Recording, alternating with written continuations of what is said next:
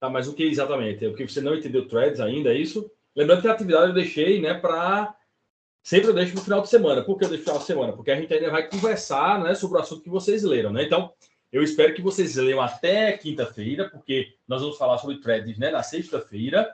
Eu espero que vocês leiam até lá. Claro, se tentar fazer e conseguir fazer a prática, melhor ainda. Mas a gente vai mostrar e discutir, e vou apresentar como programar também threads na sexta-feira, tá bom? Então, se tiver alguma dúvida até lá, não entendeu a escrita, mas especificamente, o que é isso? Tem um texto que você não entendeu? Tem alguma coisa específica que você queira mostrar aí que não está claro? Deixa eu abrir aqui a atividade. Aí você vai me dizer o que é que você não entendeu, tá certo? Só para... Pode ser que eu tenha que melhorar alguma escrita, né?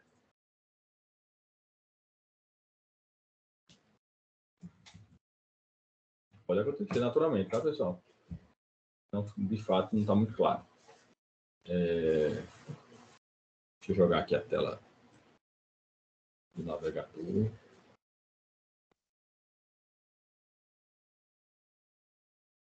Todo mundo está vendo minha tela, não tá?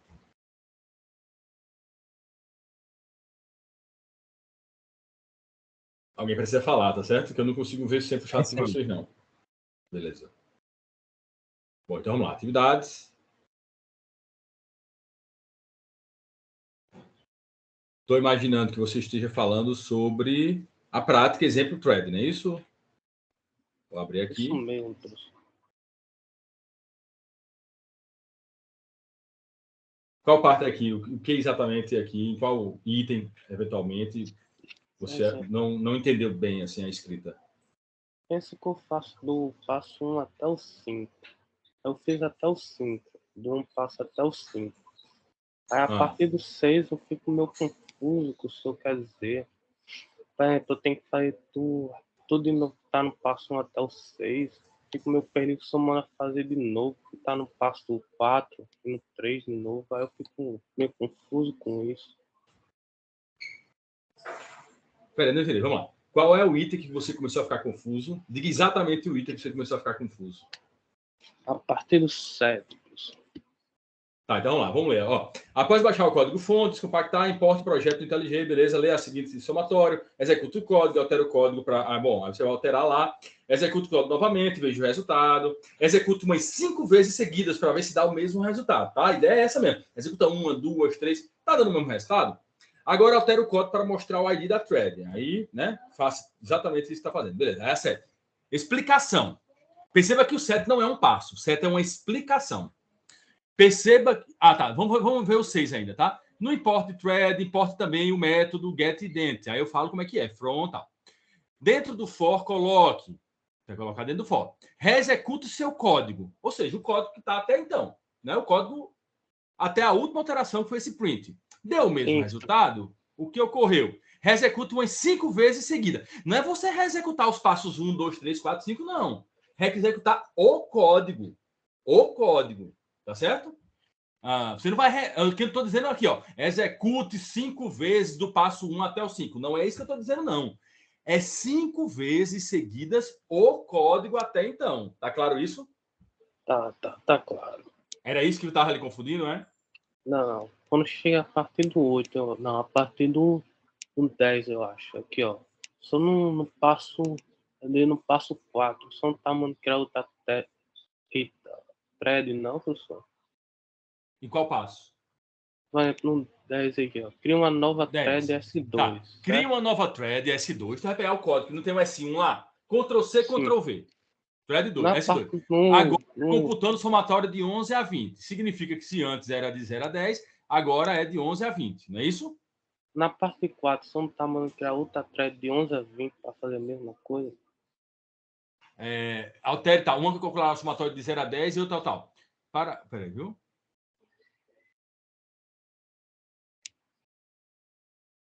Para guardar a execução da thread criada, faça isso. Cria uma nova.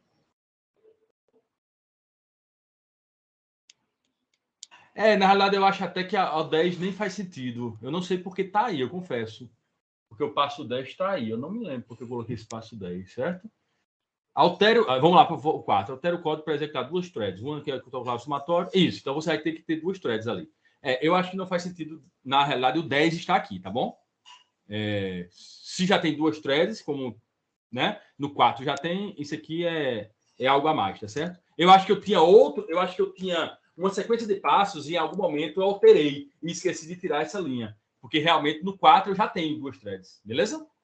Então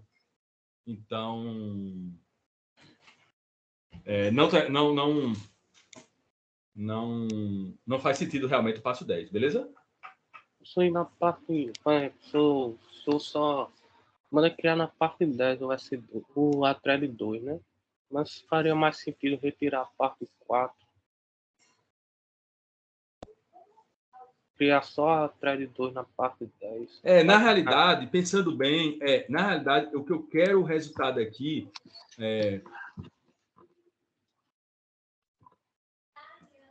que na realidade é isso aqui, ó. Vou explicar melhor aqui, tá? Cadê o 10? Ah, tá. Aqui eu apaguei, claro.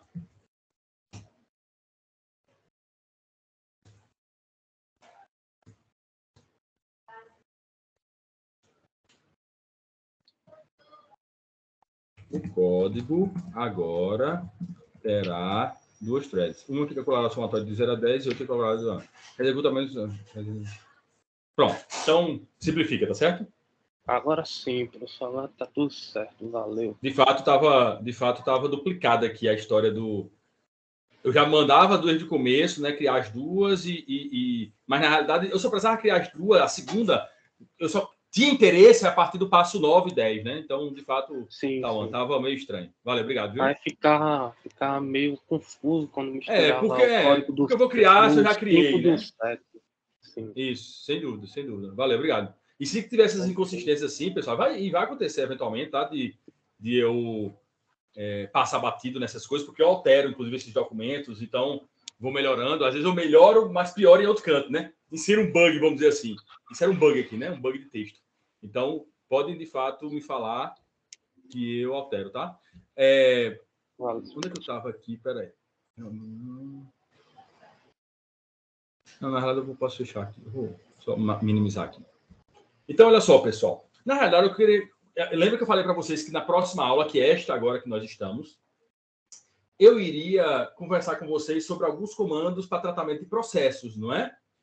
Dado que a gente trabalhou com processos até a semana passada, e claro, vamos continuar trabalhando, porque é a entidade, uma das entidades mais importantes de sistemas operacionais.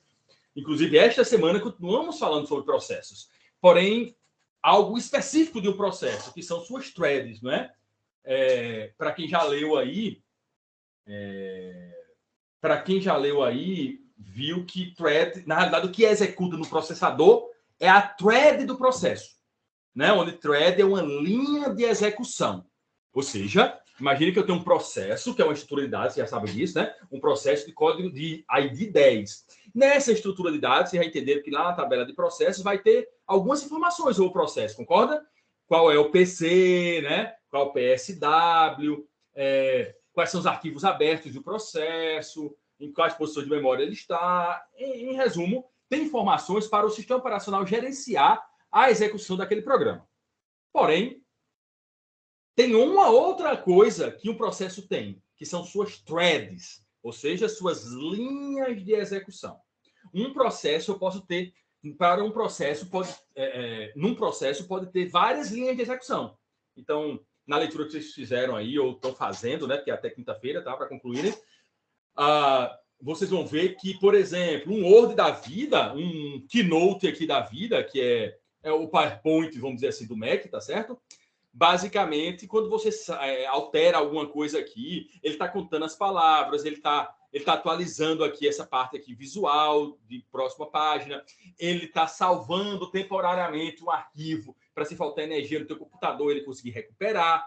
Essas várias atividades. Concordo que salvar arquivo em disco, computar quantas palavras tem na minha apresentação, computar quantas páginas tem na minha apresentação. Tudo isso são coisas independentes, são coisas que o próprio PowerPoint faz, mas elas são independentes em si. Salvar temporariamente o arquivo em disco é uma atividade. Computar a quantidade de palavras é outra atividade, não é? Então, eu posso paralelizar essas coisas.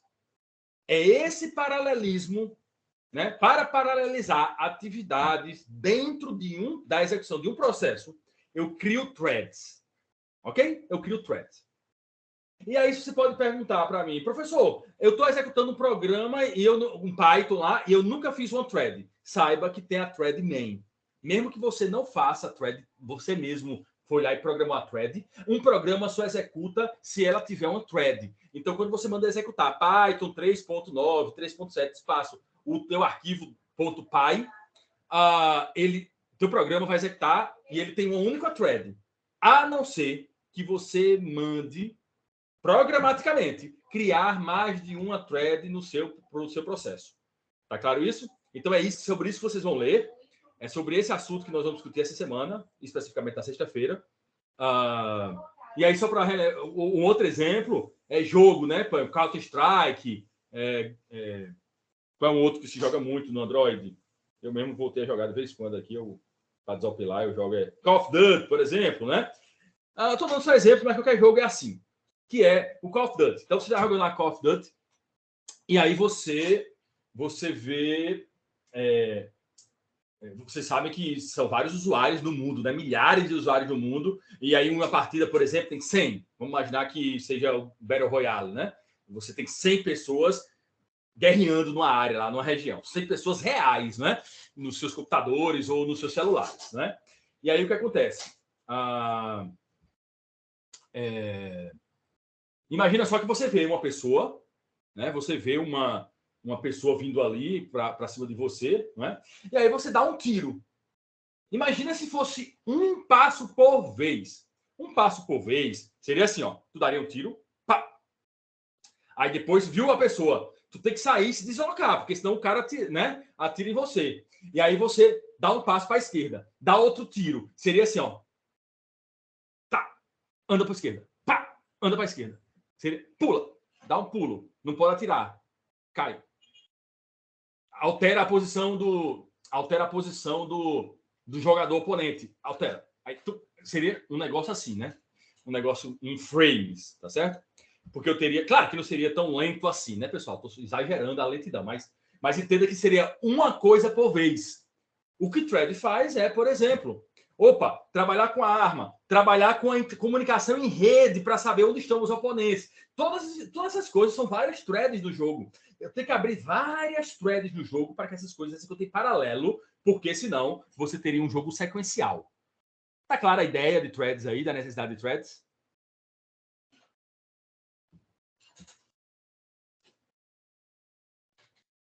Sim? Não?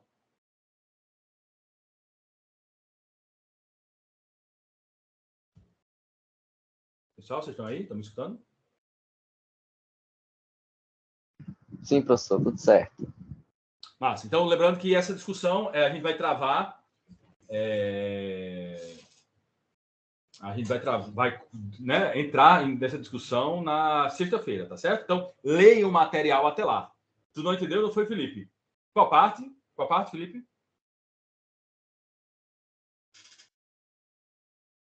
Ou não entendeu nada, assim? Nada que eu falei?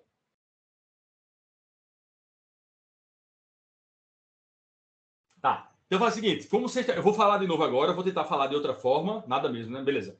Eu vou tentar falar de outra forma agora, mas lembre-se, vocês vão ter que ler o assunto antes e na sexta-feira é que nós vamos discutir realmente sobre esse assunto, tá? Eu só adiantei, né, para lembrar que vocês vão ter que se preparar para lá. Eu vou trabalhar sobre outra ótica hoje, tá? Vamos trabalhar com comandos em cima de processos, como funciona aqui, e uma coisa sobre virtualização versus Docker, né, versus containerização, tá? Eu vou explicar uma coisa aqui que nós vamos discutir também mais na frente, como usar Docker melhor.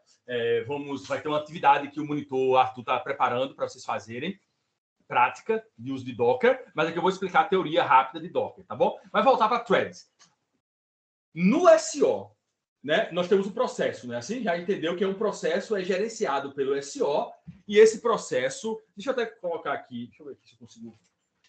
Não sei como conseguir, né? Mas deixa eu só riscar aqui em cima desse slide. Vai ficar melhor, tá? Eu depois aproveito e continuo mostrando nos slides aí. Keynote.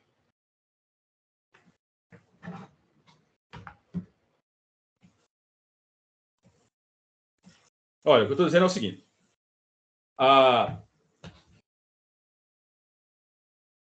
Nós temos um processo, né? Nós temos processo que está dentro da tabela. Está dentro da tabela de processos, não é? Que o SO tem que ter para gerenciar cada processo, não é assim? Tem um PID, PC do processo e assim por diante, não é isso? Então, por exemplo, tem o processo 1, tem o processo 2, tem o processo 3. Isso é necessário, né? Para que o SO gerencie, vocês já entenderam, gerencie o processo e para, eventualmente, por exemplo, se ele parar de executar num ponto,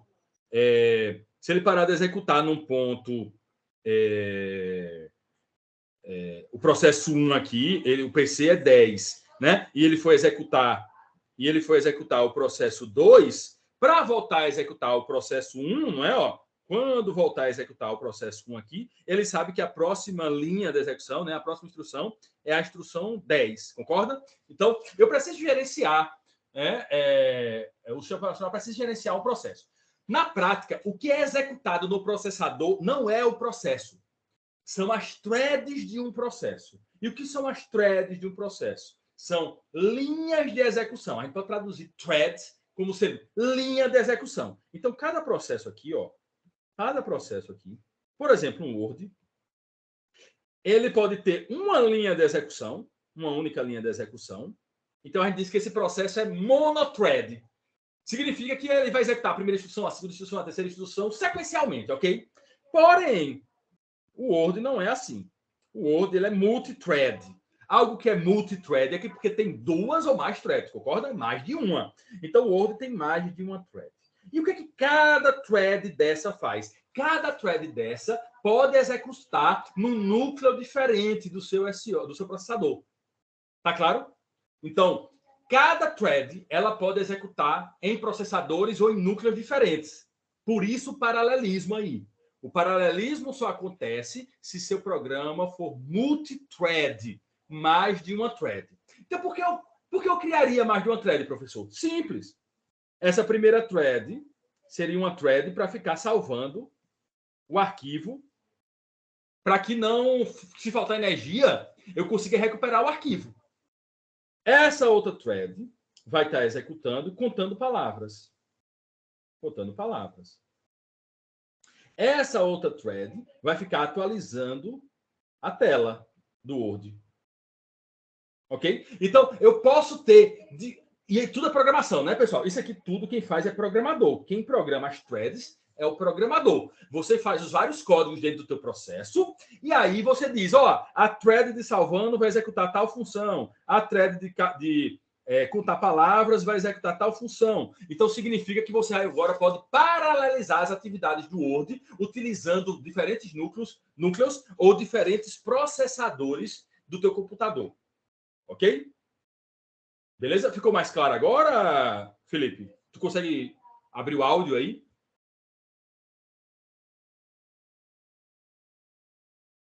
Ou pode mandar no chat. Como mais fácil, entendeu melhor agora do que se trata threads? Ô, professor. Oi, pode falar. Esse paralelismo seria poder realizar várias atividades no mesmo tempo? Ao mesmo tempo. Tá? Okay. Ao mesmo tempo. Lembrando que um processo com uma única thread não pode trabalhar com paralelismo real. Não tem como, né? Mas com múltiplas threads, você pode. Não está dizendo que vai acontecer, não. Mas pode, de fato, executar diferentes atividades em paralelo dentro do próprio processo. Dentro do próprio processo. Então, como eu falei para vocês, o salvar arquivo é uma atividade que está executando em paralelo mesmo a atividade de contar palavras do meu texto no Word. Em paralelo mesmo, tá? Claro, só vai executar em paralelo mesmo, dependendo da arquitetura, do computador, do processador que você tenha. Ok? Mas teu programa tem que ser multithread para conseguir executar num ambiente... Quer dizer, teu programa precisa ser multithread para conseguir tirar proveito da paralelização das arquiteturas multithreads. Beleza? Beleza. Mas nós vamos discutir mais isso sexta-feira, tá bom? Então leiam aí Isso foi só o gostinho para, né, na leitura ficar mais claro sobre o que se trata. Voltando para cá, pessoal, ó, eu não passei várias formas de vocês executarem as atividades, não foi? Caça ao tesouro, não foi isso? Algumas das formas foi... uma das formas foi virtualizar o Linux, não é? Virtualizar Linux. Onde? Por exemplo, no VirtualBox, né? Não foi? Outra forma, WSL2 no Windows, não foi? Outra forma, Docker. Outra forma, navegador. Né? Executar o Linux no navegador. Criando um ambiente, obviamente, remoto, né? Bom, vamos tratar aqui, basicamente, das duas formas que eu quero aqui para a gente fazer um contraponto. Virtualização e containerização, né? O que é virtualização? Lembrando, o que a gente faz? Virtualizar não é a gente primeiro criar instalar, não é? Em cima de um virtualizador, por exemplo, de um VirtualBox, não é? Um sistema operacional. Por exemplo, se eu estou rodando aqui o host operating system, imagine só que ele seja um Windows. Se ele é o Windows, significa então que se eu quero virtualizar, eu vou instalar um VirtualBox ou um VMware da vida, tá? Que é um hypervisor. E eu vou instalar em cima dele, por exemplo, o Linux. Então, vocês concordam que agora eu vou poder executar o Linux em cima do Windows, porque ele está executando dentro do VirtualBox. Não é assim que funciona? Então, o Guest OS aqui, né? O Guest OS é Linux. Aqui eu posso colocar um Mac. Aqui eu posso colocar até outro Windows, se eu quiser, né? Windows 95, tá uma versão diferente da versão hospedeira. Claro, dificilmente para que danado você vai virtualizar o Windows em cima do Windows, sendo os dois a mesma versão. Não faria muito sentido, né? Por exemplo, Windows 3.11 for Workgroup, meu primeiro SO. Bom, então, o que importa é que eu posso fazer isso. Beleza? Perceba também que isso aqui, para executar a tua aplicação, que está aqui em cima, não é? Essa tua aplicação do Linux está executando em cima do SO Linux, não é claro? Então, você tem todo o ambiente aqui Linux prontinho para executar. Em cima do hypervisor, que está em cima do sistema operacional, que está em cima do hardware, não é? Que está em cima do hardware aqui, teu hardware aqui, não é? Teu HD, tua placa-mãe, teu processador e assim por diante, né? Pode ser até em rede também, tá certo? Eu estou só mostrando que na sua casa é assim. Perceba a quantidade de camadas que eu tenho para virtualizar. Eu tenho o SO Linux inteiro, 100% instalado, em cima do VirtualBox, que, por sua vez, ó, cada chamada do SO concorda que passa pelo hypervisor, o hypervisor, ele chama o sistema operacional hospedeiro, que executa na infraestrutura, que é teu hardware. Olha a diferença se eu trabalhar com containers, tá? E aí eu vou explicar container o que é, né? Mas espera um pouquinho. Ó, eu quero trabalhar com a aplicação X, a mesma coisa que eu estou querendo aqui, tá certo? Ó, vou colocar até em azul aqui, ó. A mesma coisa que eu quero trabalhar aqui, ó. App2, com bibliotecas bibliotecas aí, binários, executáveis, que eu preciso da App2. Olha só, ele está aqui, ó. Essa partezinha está aqui também, tá certo? Mas olha a diferença. Eu não preciso instalar um OS inteiro aqui, ó. Eu só preciso de um Docker Engine. Tá? Um engine Docker. Ok? Que é um container. Beleza? Essa engine Docker, basicamente, ele vai ter um kernel. Um kernel, um núcleo do Linux aqui. Ok? Lembrando que Docker, a ideia de containerização é genérica, mas Docker foi o primeiro que deixou isso muito popular, e Docker é uma empresa. Você pode fazer uma conta grátis, tá lá, para trabalhar individualmente, é grátis para o resto da vida. Porém, se você começar a querer fazer várias outras coisas e armazenar dados lá nas nuvens dele, do Docker, você paga, tá certo? Mas Docker é o mais utilizado hoje, é a forma de containerização mais utilizada hoje, e é de graça, porém que dependendo do uso você pode pagar, ok? Então, por isso que a gente está chamando Docker Engine aqui, mas pode ser qualquer containerizador, né? Qualquer container. No caso específico é o Docker, porque é o mais utilizado no mundo. Então, ele tem um kernel Linux, pessoal. Significa que a única coisa que você precisa dizer para o Docker a mais coloque essa minha aplicação aqui, ó. Eu dependo de tais bibliotecas e eu preciso de tais binários. Automaticamente ele cria camadas em cima do Docker. E aí o que você vai executar é toda chamada aqui, ó, passa pelo Docker Engine, que é o kernel do Linux, que por sua vez chama o hospedeiro. O Docker trata da chamada no Linux ser passada para a chamada do sistema hospedeiro. Ok? Olha a diferença. Aqui, ó, não tem hypervisor, não é, ó? No lado direito aí, não tem o hypervisor, não tem o SO completo instalado. Ele tem apenas um pedaço do Linux. Só um pedacinho. Quem vocês acham que é mais rápido? Executar com Docker ou executar com o SO inteiro, como vocês virtualizaram aí no VirtualBox? Lembra que eu não estou vendo o chat, tá? Docker é muito mais rápido, ok? Então, por isso que se popularizou tanto como a forma de você rapidamente transportar ambientes de desenvolvimento, de programação, até de produção, de uma máquina para outra. Perceba que um Docker, e aí vamos passar um pouco mais. O que é um Docker? Na prática, o Docker vem de container mesmo, né? Aquelas caixinhas de container mesmo, de navio, ok? Aqueles containers de navio lá mesmo. A ideia era essa. A ideia é que cada aplicação dessa que está mostrando aqui, pessoal, roda no seu próprio container. Então, a app 1 vai estar aqui, a app 2 vai estar aqui. Cada um vai dar no seu container. Apesar de estar rodando em cima do kernel Linux, mas eles vão ter o seu sandbox, ou seja, eles vão executar seu trechozinho e que um vai ficar independente do outro, no sentido de que o próprio Docker gerencia, que um não pode entrar na memória do outro, ok? Mas eles estão usando o mesmo SO. Então perceba que ao invés de eu ficar instalando vários SOs, um SO para executar o app1, um SO para executar o app2, outro SO para executar o app3, vários Linux, na realidade eu vou ter um único kernel, um único núcleo Linux, e apenas a diferença entre eles é que vai ser instalada a mais nas várias camadas. Então, por exemplo, ó, a primeira camada, óbvio, do kernel, do Docker vai ser o Linux. É óbvio. O Linux completo, não. Não, só o kernel. Com um shell, obviamente. Tem que ter um shell, né?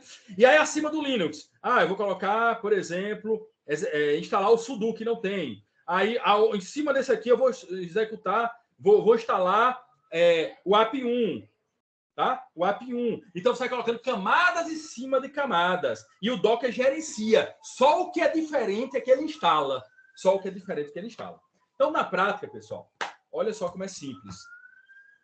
Eu quero, por exemplo, eu estou com o Docker aqui instalado, tá certo? Ó, tá rodando aqui, ó, deixa...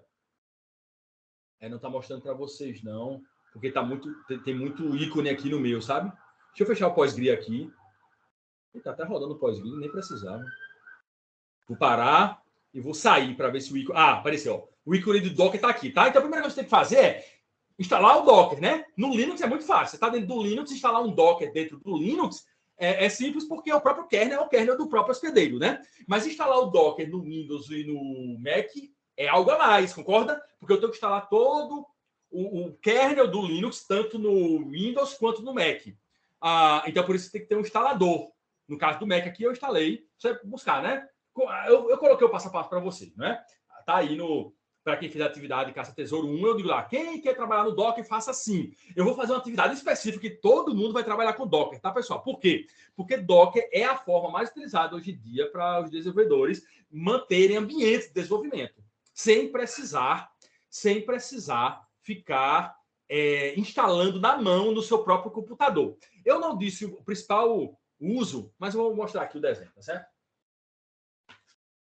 E aí, ó, eu instalei aqui no meu Mac. Uma vez que eu instalei o Docker no meu Mac, eu posso fazer coisas em cima dele. Aí eu vou mostrar para vocês. Baixar imagens de Linux, baixar ambientes, MySQL, assim por diante, e executar um banco de dados rapidamente, sem precisar instalar na minha máquina hospedeira. Beleza? Então, olha só. Por exemplo, imagina só. E aí a ideia, pessoal, aqui é a gente dizer o seguinte, acabar com aquele negócio de, rapaz, funciona na minha máquina e na máquina do cara do outro desenvolvedor não funciona. A ideia é desaparecer com isso. Então, vamos lá. Se eu tenho um ambiente de desenvolvimento necessário, por exemplo, o Visual Studio Code... Opa, não está escrevendo, né? Acho que ele está aqui defasado. Agora sim. Quer dizer, eu acho. Agora sim. Se eu tenho aqui o Visual Studio Code, eu preciso desse ambiente, tá? Eu preciso do Node para trabalhar com JavaScript, assim por diante. Eu preciso de programação web e tal. Eu preciso de um banco de dados MySQL ou PostgreSQL, né? Estão vendo no banco de dados agora, provavelmente, né? Na disciplina de banco de dados, PostgreSQL, talvez, né? Se não estão vendo, vão ver em algum momento, né? Então, se eu preciso desse ambiente, vocês concordam que vocês têm que instalar esse ambiente na máquina de vocês? Pega o instalador do Visual Studio Code, pega do Node, pega do MySQL, pega do PostgreSQL. Qual é teu SO? Aí é o Windows. Ah, beleza. Então, passa a parte instalar no Windows assim. Qual é o teu? É o Linux. Ah, é assado. Qual é o teu? É o Mac. Ah, então tu instala assim. Concorda que tu precisa dizer para cada SO hospedeiro como é que se instala cada coisa dessa? Ok. E aí tu tem diferentes desenvolvedores, por exemplo, na tua empresa. E cada um vai ter que instalar na máquina dele. E aí, por algum motivo, um instalou e configurou de uma forma, o Node, outro instalou e configurou de outra, e assim por diante. Onde é que o Docker facilita cada desenvolvedor em sua máquina? Ao invés de instalar na máquina hospedeira, ele vai ter o Docker dele, ok? O Docker, cada um vai ter seu Docker, e vai instalar as imagens, né? A gente chama de imagem, tá? A imagem do Visual Studio Code, a imagem do Node, a imagem do PostgreSQL em cima do Docker. Então, vai ter o Visual Studio Code, vai ter a camada do Node, vai ter a camada do MySQL e todo mundo vai estar igual, tá certo? Node, MySQL. Todo mundo vai estar igual. Então, ó, se todo mundo vai estar igual e isso aqui independe do SO hospedeiro, se chegar um terceiro desenvolvedor, vocês concordam comigo que é simplesmente ele pegar as mesmas imagens aqui no Docker, instalar, que ele vai ter o mesmo ambiente que todo mundo, e aquela história, funciona na minha máquina e não funciona na do outro, não vai ter mais. Porque, na realidade, todo mundo tem a mesma imagem de todas as ferramentas que precisa para desenvolver. Independente se o computador dele está com Mac, Linux ou Windows. Está clara a principal necessidade aqui que a gente vai utilizar para o desenvolvedor? É eu ter um ambiente padronizado e fácil de instalação. Quão fácil de instalação é isso, professor? Olha como é fácil. Ao invés de eu ir lá no MySQL, mandar instalar, não é? Passo a passo lá. Então, eu estou aqui, ó, está executando, né? Eu posso até mostrar o Docker Hub para vocês, ó. Desculpa, o Docker Desktop está mostrando aqui para vocês, ó. Está rodando algumas coisas aqui que eu baixei, por exemplo, tá? Containers aqui que eu baixei. Alguns repositórios remotos. Olha só o caça-tesouro.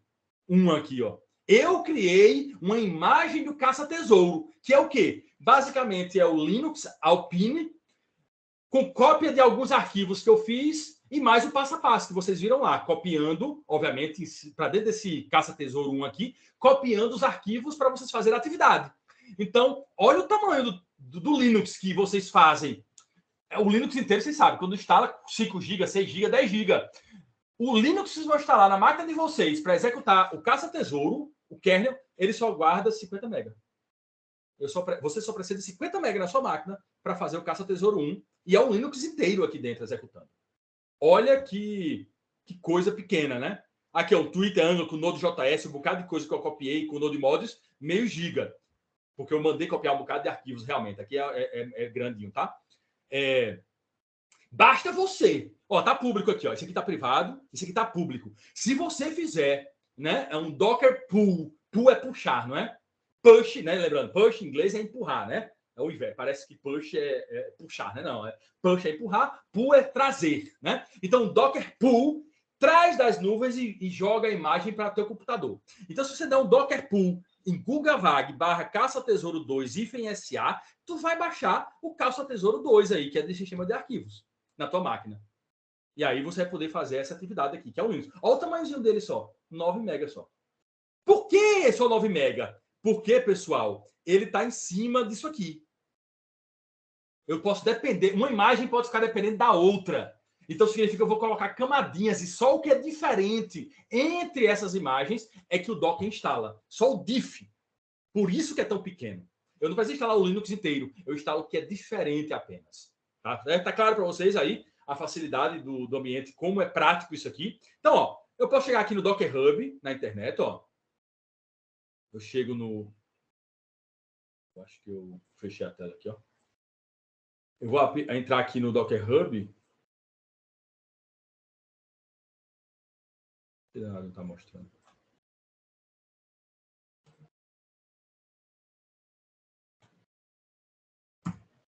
Meu Deus.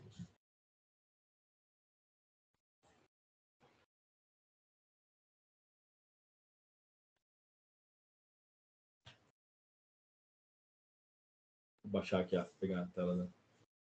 Por algum motivo ele não está querendo vir. Vamos colocar aqui tudo. Aí, ó. Docker Hub MySQL. Aí ele vai dizer a imagem oficial do MySQL, ó, Official Image. Se for qualquer coisa aqui, por exemplo, Visual Studio Code, Visual Studio, VS Code, Docker Remote, tá? Aí, ó, vamos voltar para aquele que eu falei para vocês agora, que é o MySQL. O PostgreSQL, né? Vocês estão trabalhando com qual banco de dados? Agora, nesse momento, na disciplina de banco de dados? Ou nenhum ainda? Nenhum, só teoria, professor. Mas vocês vão trabalhar com... Teoria de SQL, né? Depois vocês vão realmente baixar um banco de dados e vão trabalhar com aquele banco de dados. Olha só, olha como é fácil trabalhar. Docker Pool PostgreSQL. Ou você digita isso na linha de comando, né? Quer dizer, ou baixa por aqui, tá? Você pode baixar por essa aqui. Mas vamos esquecer isso aqui por enquanto, ó. Vem na linha de comando. Vem na linha de comando. E você faz assim, ó. Docker Pool PostgreSQL. Então, ó, ele vai baixar, ó, a última, latest, né? Se você colocar a versão específica, ele vai baixar a versão 8, versão 9, ele vai baixar. Mas se você colocar sem versão, ele baixa a última, latest, né? Tá vendo que ele está instalando o quê? Só a diferença do Docker, só a diferença do Linux, do Docker que eu tenho. Lembrando que aqui eu tenho um Mac, tá? Eu não tenho um Linux aqui na minha máquina, não. Aqui é um Mac. Então, significa que ele está instalando aqui algumas coisas, ó, 30 mega, 91 mega. Ele está colocando essas várias camadas. Cada coisa dessa é uma camada, tá bom? Ó, cada item desse é uma camada diferente. E aí, ó, ele está checando, né, para ver se baixou tudo. Está extraindo, ó. Extrai, né? Executa as coisas que tem que instalar, executar. Vocês vão ver depois, Docker Compose, que dá o passo a passo como é que eu instalo um ambiente desse. Mas não é para essa aula, não. Estou só mostrando para vocês como o Docker é interessante. Para que, quando tiver a atividade, vocês façam assim, em cima do Docker. Pronto. Ele disse que fez tudo certinho com esse chá aqui, com esse código. Aí, ó, se eu fizer Docker Images, ele vai me dizer as imagens que eu tenho. Eu tenho a imagem do Node, a imagem do PostgreSQL. Olha como foi rápido, ele já baixou a imagem desse Getting Started, que é um Linux que ele tem aqui, tá? Ó, aqui, ó, 376 MB, ele baixou quase 1 GB aqui, que é o Node, né? Beleza? Então, como é que eu rodo isso? Eu posso dar um Docker... quer dizer, antes, o que está rodando agora no Docker? Docker PS. Está rodando aqui, ó, essa imagem aqui, esse Docker Getting Started, ele está rodando. Ele está rodando. Inclusive, se ele está rodando, eu posso entrar dentro dele, já que ele é um Linux, eu posso entrar dentro dele e executar comandos dentro dele. Eu vou mostrar já como é que faz isso. Eu posso rodar esse PostgreSQL. Como é que eu faço? Docker run PostgreSQL.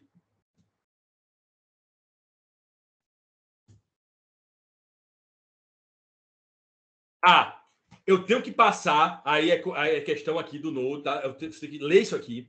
Você tem que passar para dentro, ó, Docker Run, tá? PostgreSQL, ó.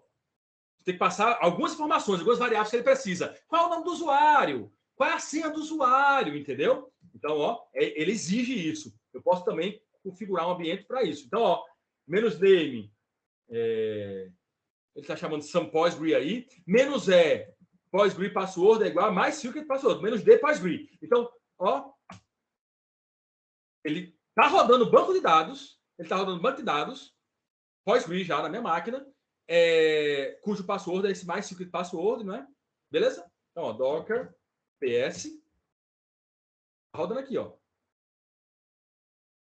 Tá vendo? Na porta, ó, 5432, ó, né, ó, 5432 TCP. Beleza? Já tá rodando na minha máquina. Telnet localhost 5432. Professor. Oi, pode falar. Então, Quer dizer que depois que eu baixar o Docker, eu tenho que baixar os containers para o Docker, não é isso? O Docker, tu tem um Docker, beleza. Mas aí tu vai trabalhar com quais imagens? Aí você baixa as imagens. E aí depois você manda executar. E ele vai gerar os containers. Então, por exemplo, ó, Docker Images. Eu tenho imagem do Node, eu tenho imagem aqui do Postgre, tá? Eu posso baixar uma imagem do Windows, deixa eu ver aqui, sei lá. Docker Hub Windows 95. Alguém vai ter um Docker aí, ó. Docker Image do Windows 95, ó. Ô, professor, Oi. essa parte da instalação que o senhor disse que o sistema vai instalar só o que é diferente. Rapidinho, tá? É isso, Tranquilo. rapidinho. Então você baixa, pega a linha de comando, joga para lá, aí ele vai baixar, e aí para você rodar Docker Run, a imagem, ele vai criar por isso que o Docker PS, ele vai mostrar o que está rodando. Nesse momento está rodando o Postgre, e esse Get Started, que é o mais básico do Linux aqui. O próprio Docker tem esse carinha para você brincar, entendeu? E aqui é um banco de dados completo, pessoal. Veja, eu não instalei nada, não configurei nada. Eu simplesmente passei para ele no Docker Run, né? Vocês viram? A senha e o usuário que eu quero rodar. Automaticamente ele colocou na porta 5432, e aí você pode começar a trabalhar agora no teu sistema, pensando na porta do Postgre, que a porta padrão é 5432, e aí tudo que você fizer no teu sistema que vai para o banco de dados está indo para dentro do Docker. Pergunta lá, que você perguntou. Sim, aí essa parte que ela não é diferente. O Docker, ele mesmo já tem, a partir da instalação dele, ele já tem. Na realidade, a imagem... Ele tem, sim, o kernel do Linux, e aí a imagem que ele baixa... Normalmente, as imagens dependem de algum SO. Então, por exemplo, o caça-tesouro precisava ser executado dentro de um Linux, concorda? Deixa eu mostrar para vocês aqui, ó. Eu vou acabar nem mostrando os comandos de processo. Mas não tem problema, não. A gente fala em outro momento, tá? Vou mostrar aqui para vocês, ó, como é que eu fiz o caça-tesouro usando o Docker. Como é que eu fiz, claro, para preparar para vocês só darem um Docker Run, caça-tesouro 1 e começar a executar. Olha o que eu fiz aqui, ó. Olha o que eu digo para ele. Peraí, deixa aí que o Visual Studio aqui tá mostrando um bocado de besteira aqui. Como é que aumenta aqui, hein? Ctrl mais aumenta? Não. Aumenta sim. Olha só, o que é que eu, como definidor da imagem caça-tesouro 1, tive que dizer? From Alpine. Pronto. Alpine é um Linux pequeno. 9 MB, se eu não me engano, só. É um de 9 MB só. Quando eu fiz From Alpine, ele automaticamente sabe que depende da imagem do Alpine. Então, ele vai baixar a imagem do Alpine para o Docker da minha máquina. E aí, o mantenedor tem meu nome aqui, não é? Aí eu digo, rapaz, ó, cria uma variável chamada pasta arquivos. Cria uma variável chamada home.so. Execute o comando mkdir home.so. Aí ele cria /home/so. Ele cria essa pasta. A pasta de trabalho é o home.so. Aí eu mando ele executar o quê? Manda instalar o bash. Manda ele instalar um pacote de utilitários do Linux. Perceba, o Alpine vem bem capadinho. Aí eu mando instalar dentro desse Alpine lá, né, em cima do Alpine. Sempre está em cima do Alpine, né? Porque eu disse from Alpine, então eu usei o Alpine como sendo a imagem base, a imagem que está embaixo. E aí ele vai instalar em cima do Alpine o bash, utilitários do Linux, o Nano, né? Que é o editorzinho lá, o file e o OpenSSH. E no final, eu mando fazer isso aqui. Vocês viram aí, quem trabalhou com Docker viu, o caça-tesouro via Docker, viu que no final que mandou executar, aí ele diz, caça ao tesouro, SO, Gustavo Wagner, tal. Ele disse isso aqui, porque eu mandei, ó, execute um echo, né? Echo em Linux, né? Echo eu. Ele mostra eu. Echo eu, mostra eu. Ele ecoa, né? Ecoar, né? Então, ele ecoa o texto que você disser aqui. Então, perceba como é simples. Você que depende agora, rapaz, eu quero um ambiente que tenha Linux e MySQL. Aí você pode colocar from Alpine, aí instala MySQL aqui. Pronto. Você não vai fazer isso porque já tem a imagem, né, do MySQL já prontinho para você lá no próprio Docker Hub. Mas se você quiser instalar, por exemplo, você quer dar para o seu usuário a aplicação que você está desenvolvendo para o teu usuário. Tu diz from Alpine, aí tu diz, ei, copia o arquivo que está aqui no meu computador para dentro dentro do Docker, dentro dessa imagem aqui.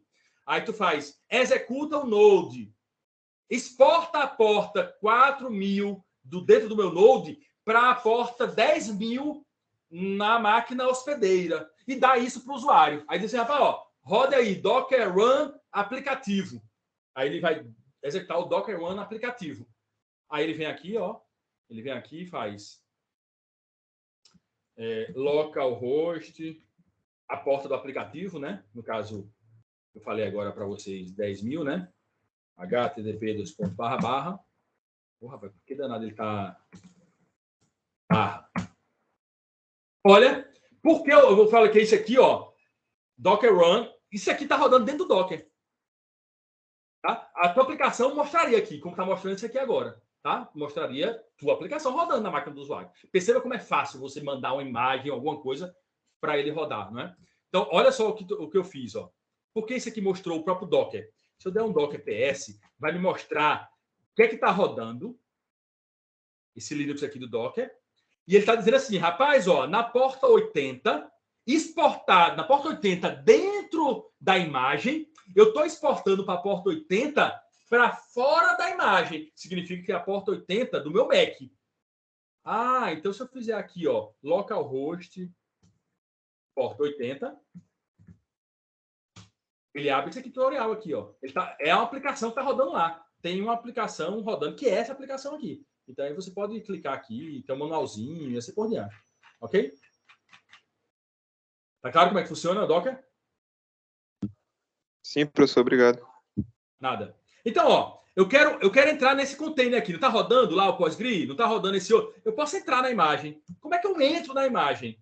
Docker, execute, -ip.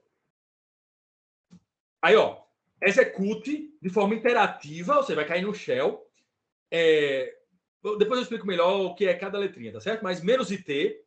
Qual é o ID do container? Tá vendo o ID do container aqui? O PostgreSQL, ele está dizendo que é esse ID. Então, eu coloco o ID do container, espaço, shell, sh, ou /bin, /sh.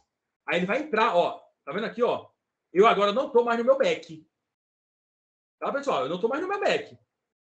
Eu estou agora dentro do Linux do PostgreSQL, onde o PostgreSQL foi executado. Então, ó, ls, docker, aí tem alguns arquivos aqui, né? Ó, se eu der um ls barra, ele está rodando aqui. Olha o meu Mac, como é que é. Eu estou, inclusive, dentro de outro aqui, tá? Aqui, ó, quando tiver setinha vermelha, vou aumentar aqui a fonte. Ctrl+C, clear.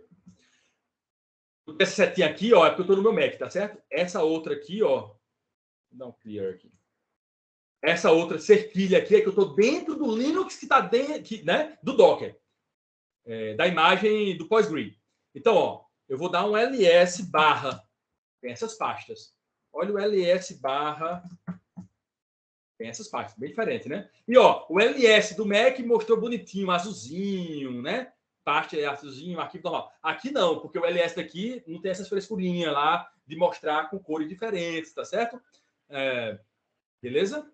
Então, se eu der um PS aqui, ó. Eita, nem tem instalado o PS, que é um comando básico do Mac, do Linux, né? Que é um comando que diz quais são os processos que estão executando. Então, ó, se eu der um PS do Mac aqui, ó, PS, ele mostra para mim, né? Ó. Se eu der um PS -AX para mostrar para mostrar todos os processos que estão executando nessa máquina, independente dele ter começado dentro desse shell aqui. Ele pode ter começado por outro programa. Me liste todos desse computador. Não, ele não está mostrando todos não aqui, não. Agora sim. AX, tá? No Mac, -AX. Olha a quantidade que está rodando de processo, tá certo? Beleza? Aqui é Mac. PS aqui dentro, ele não executa. Por quê? Porque nem PS eles instalaram aqui provavelmente ter que instalar aquele útil Linux. Nem PS eles colocaram, porque é uma versão muito capada do Linux. É o básico do básico do básico. Se você quiser que tenha um PS, você teria que mandar colocar a imagem das utilitários do Linux, entendeu? Aí você coloca uma camada em cima de outra camada para ter as coisas que você precisa. Tá claro? Já esse outro aqui, ó, se eu sair daqui, tá? Eu vou sair daqui. Se eu der um Docker PS, que está executando. Aí tem esse getting started aqui deles. Se eu não me engano, se eu der um Docker run, Docker exec, menos IT, SH. Ó, já mudou para barra, tá vendo? Ele caiu no barra lá, inclusive. Se eu der um LE, se eu der um PS, já mostra. Por quê? Porque a imagem desse Docker aqui, essa imagem, já tem o comando PS. Porque quando a imagem, essa imagem aqui, quando foi criada, diz, meu amigo, instala PS, instala isso, instala aquilo, que o usuário vai precisar. Tá certo? Já esse do PostGrid, não. Ele só exporta a porta para você trabalhar com a porta do PostGrid, porque só precisa trabalhar com o banco de dados. Não tem mais porque o cara entrar no Linux para fazer outra coisa. Entendeu? Aí, ó, tá rodando outras coisas aqui, tá? E aí, já que a gente tá aqui no Linux, vamos continuar aqui agora com comandos. Bom, tá claro então o Docker para vocês, o poder do Docker em linhas gerais.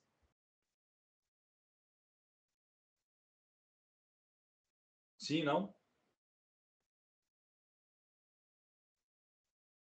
Sim, professor. Nossa, acabei de não tô olhando o Shell não, tá? Não tô conseguindo ver não. O Shell não, desculpa, as mensagens de vocês. Chat. O chat de vocês aí. Voltando para cá, ó, eu tô dentro, lembrem-se, eu tô dentro de um Docker, um Linux, né? No Linux do Docker aqui específico, tá? Mas agora, esqueça Docker, eu não quero mais falar sobre Docker, eu quero falar aqui do que eu vou fazer aqui dentro. Olha só, tem alguns comandos que eu posso dar para trabalhar com o processo. PS é um deles, que vocês acabaram de ver. Ó, PS, ó, e aí eu posso fazer assim, ó, PS, -a, X, pipe, grep, né? Root. Opa, ele não sabe o que é X, então provavelmente, ó, esse PS aqui tá bem capadinho pelo jeito. Pronto. PS-A, pipe, grep, root. Ou seja, me mostre todos os processos que sejam do usuário root, né? Ó, filtrados pela palavra root. Ele filtrou aqui para mim. Se eu fizer todos sem filtro nenhum, ó, -A, ó, tá vendo que ele mostra do Nginx, que é o usuário Nginx aqui, ó, é outro usuário.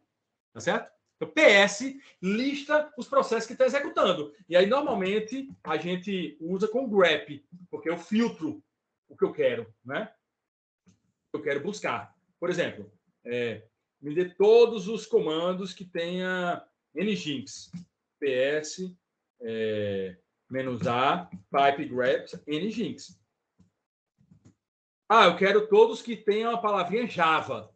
Procurar os processos Java. Bom, aqui não tem nenhum, né? Aí você fala assim, professor, tem um grep Java. Tem um grep Java porque foi o último comando que foi executado, nesse grep Java, mas não tem nenhum processo executando. Se eu der Python, não tem nenhum Python, e assim por diante. Por que eu faria PS dessa forma? Porque eu posso matar um processo, né? Eu quero saber os processos Java. Encontrei um processo Java, vou matá-lo. Deixa eu voltar aqui pro shell do meu Mac, então eu posso fazer, ó, PS, -AUX, pipe, grep, Java. Rapaz, X de novo.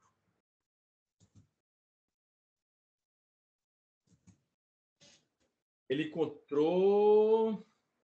Não. Encontrou esse cara... Não, foi o próprio grep, tá? Foi o próprio grep. Então, não encontrou nada. Deixa eu colocar Python. Nada também. Aqui é o próprio grep que eu dei, tá certo? Grep Python. E esse meio do caminho é porque ele muda as cores, porque é o shell. Meu shell muda as cores, né? Se eu procurar agora Edge, que é o navegador que eu estou executando. Não, Edge não. Vivaldi. Também não. Então, ó, tem outro nome, então, pelo menos, né? Se não encontrou Vivaldi, deixa eu procurar aqui um Firefox. Rapaz, não estou encontrando nada. Deixa eu ver o que está executando aqui. Cube. Docker. Vamos procurar Docker. Tem alguma coisa com o nome Docker executando? Tem. Olha só. Tem o Docker exec -it que está executando nesse momento, com a ID tal. Né? Então eu posso matar. Kill, matar. Esse cara está há muito tempo, está demorando. Meu meu gerenciador de tarefas está dizendo que ele está deixando lenta a máquina. Tu chega aqui e manda matar. Outro comando, kill, pid, ele mata o processo que está executando. Ok? Outro comando que a gente pode saber de processos. Outro bem interessante. Top. Top me mostra todos os processos que estão executando, só que como é muito grande, ele mostra só alguns principais, tá certo? Ó, olha só. Quem está rodando agora é o próprio top, ó, rodando. Quem está dormindo, olha os que estão dormindo. Estão vendo aqui, ó? Sleep, sleep, sleep. E o top está rodando agora nesse momento, tá? Memória, ele está usando nesse momento, né? 5 mega, né? Ó, 5 mega. 5.000K significa 5 megabytes, né? Aqui é 17 mega, o Docker está usando 17 mega só. Olha como é pouco, né, que ele usa de memória, tá vendo? O Docker. O Vivaldi help. O Vivaldi eu tenho que colocar a letra maiúscula, tá vendo? Por isso que ele não encontrou Vivaldi minúsculo. Ó, PS-A, pipe, grep, Vivaldi. Eita, não. Por algum motivo ele não... Pera, menos AX. Eu não sei se o Mac tem X, não. Tem. Agora pegou. É X, faltava, tá? Ó, Vivaldi, tá vendo? Ele pegou aqui o aplicativo Vivaldi executando, que é meu navegador que está executando agora com vocês. Se eu mandar matar o Vivaldi, obviamente vai parar essa conversa nossa aqui, porque é a partir dele que eu estou tendo essa aula, tá? E vamos concluir agora, tá, pessoal? Para vocês irem para a próxima aula. E aí eu posso aqui, tá? Eu quero só pelos usuários root. Quais são os comandos que estão sendo executados, os processos que estão sendo executados pelo root? Aí, ó, Shift U maiúsculo, a user, tá vendo aqui? Olha, ele mostrou a área de user. Aí eu digo assim, ó, root. Ele filtra só pelo root. Então, esses processos são do root. Só de GugaVag, do usuário GugaVag. Shift U, GugaVag. Aí ele muda aqui, ó, os processos que eu, Gustavo, executei. O iTerm, o Vivaldi em si, o Code, Electron e assim por diante, vários outros, tá certo? Beleza? Bom, tem várias coisas para a gente trabalhar eventualmente aqui no top, mas aos poucos a gente vai trabalhando com isso nos exemplos, nos exercícios, tá? Aí eu vou mostrando para vocês na necessidade de como interagir com esses aqui, tá bom? Beleza, galera? Então a gente se encontra na sexta-feira, lembrando, nós vamos trabalhar lá com discutir threads, programar threads, ok? Então leiam, tirem suas dúvidas lá no material. Tendo mais dúvidas, podem perguntar aos monitores, lembrando que tem 2 monitores agora, não é? Então vocês podem trabalhar tanto segunda, terça, quarta, quinta, não é isso? Vocês vão ter segunda, terça, quarta e quinta, vocês vão ter monitores que podem tirar dúvidas às 17 horas. Podem marcar, obviamente, outro horário com o monitor, ele se reúne com você, tá certo? E a gente se encontra na sexta-feira. Um abração, galera. Lembre-se da próxima aula, tá certo? Vão para a próxima aula do professor, tá certo? Tá, Depois dessa professor. daqui. Pode deixar. Certo, Valeu. professor. Valeu, obrigado. Até sexta. Um abração. Até, tchau. Tchau.